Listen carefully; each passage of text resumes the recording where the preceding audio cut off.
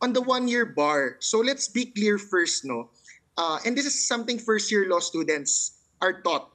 First year pa lang, alam na nila yan. No? So ang one-year bar is not about the complaint. Baka kala ng mga tao, the first impeachment complaint filed will trigger the one-year ban. Hindi.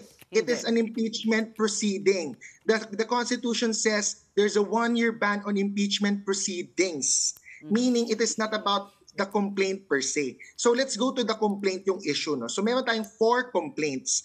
The first 3 complaints filed by civil society groups. The first one endorsed by Akbayan.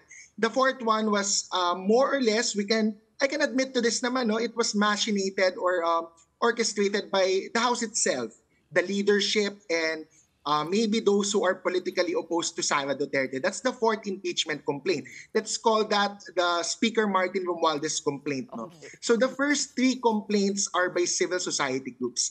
The very first one was filed before the House on December 2, 2025. That was endorsed by Akbayan and filed by the civil society groups.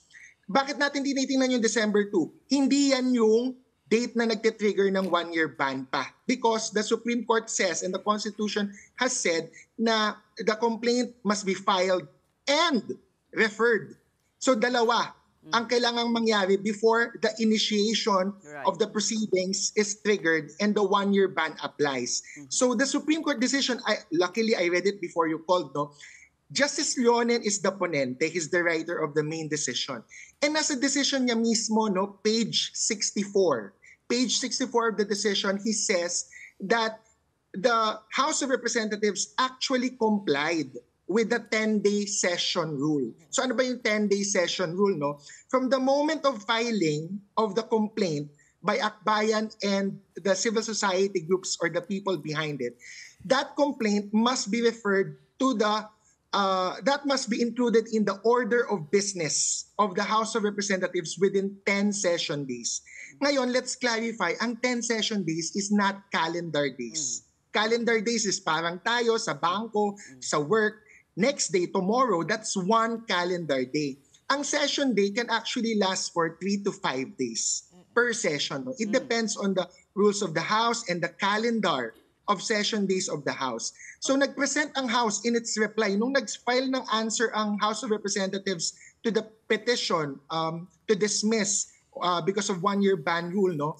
Ang House nagbigay ng evidence na it did comply with the 10 session days. So when was the first 3 impeachment complaints referred to or included in the order of business? From December 2, of course, mukhang malayo, no? Kasi nga, again, calendar days ang tinitingnan.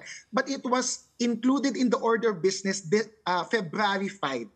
February 5, 2025, that was the 10th session day. And page 64, the decision of the Supreme Court written by Justice Leonen admits na the first impeachment complaint up until the 3rd, no? Wag muna natin pag-usapan yung 4th, was indeed included in the order of business on February 5. Now, what else happened on February 5? February 5 was also the same day that the 4th, yung pang-apat, the Speaker Martin Romualdez complaint was filed and signed and endorsed by 1/3 members of the House. Ang weird and ang concern ko sa Supreme Court decision, even most academics who would read it, no, kahit first-year law students, merong logical jump or there is a weird and forced conclusion in page 64 and page 68 and other pages relating to this issue, no, na when the first impeachment complaint up until the 3rd was included in the order of business on February 5 and it was not acted upon, nung adjourn na daw yung session, kasi we should remember February 5 is the last day of adjournment, nag-election na, nangangampanya na yung mga congressman, no? When it was not acted upon daw nung February 5, the first 3, it was an effective dismissal. Meaning, by consideration, by conclusion ng Supreme Court, walang any other factual basis or invocation of the rules. It was just the Supreme Court that said effectively, when it was not acted upon, the first 3 were dismissed, thus triggering the one-year ban rule. That's the logic and that's the decision for the Supreme Court, no, and those who support the triggering of the one-year ban. But I have to give my caveat there agad. Because the same day, there was a fourth impeachment complaint. The Supreme Court, specifically the ponente, no, Justice Leonen, should have taken into account na why would they put malice or why would they think that the House acted negligently or willfully did not act on the first three impeachment complaints just for the purpose of, let's say, avoiding the one-year ban, when there was a fourth impeachment complaint that was endorsed and signed by one-third members of the House. And this is a different species, different creature, no, from a normal complaint filed by citizens endorsed by, let's say, one or two congressmen. Pag one-third of the House ang nag-sign and endorse ng impeachment complaint, let's look at the Constitution. The Constitution says by operation of law. Si Constitution nagsasabi hindi si Supreme Court, hindi ang House, hindi ang Senate, automatically the complaint signed and endorsed by one-third members of the House becomes the articles of impeachment. So wala nang ibang procedure kailangan. Basta nakapir.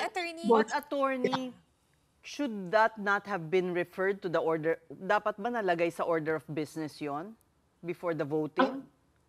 Ang sinasabi ng Supreme Court, that should be included as well in the order of business, nagbigay ng due process. So the other grounds for the one-year ban rule in terms of how the Supreme Court analyze it is because may due process considerations daw. Meaning the respondent, the vice president, or kung sino man yung ini-impeach sa lower house, must be given due process to also present their evidence or rebut whatever is being presented as allegations sa magiging articles of impeachment or dun sa complaint.